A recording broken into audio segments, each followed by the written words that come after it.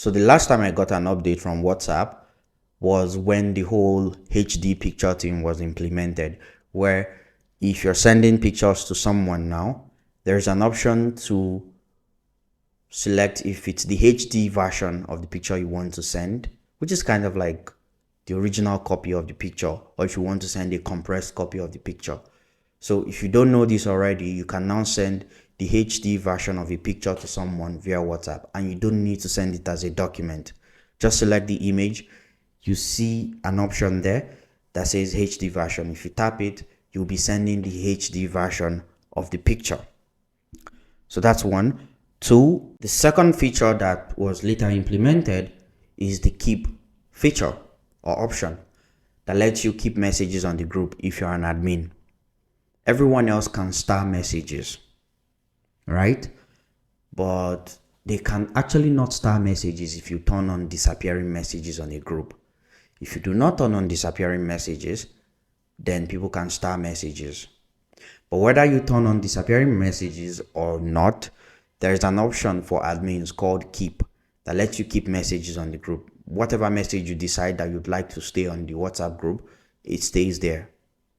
So that's kind of like a really cool feature. Another feature that was recently implemented, which I think is actually the most recent feature, is the ability to archive your status for 30 days. So this means that if you post something on your WhatsApp status, it can stay on your archive, which is basically just taking up memory on your phone for 30 days. Why is WhatsApp doing this? Because they want you to keep that image for the next 30 days in case you decide to use that image to create adverts.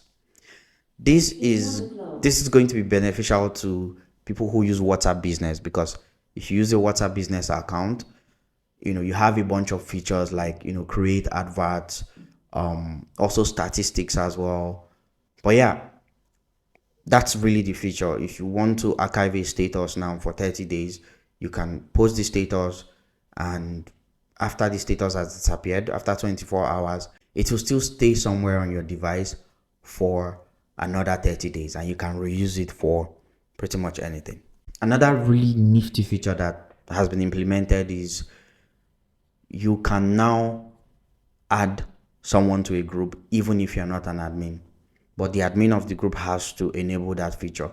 Basically, group members can now add someone, but an admin has to approve that person.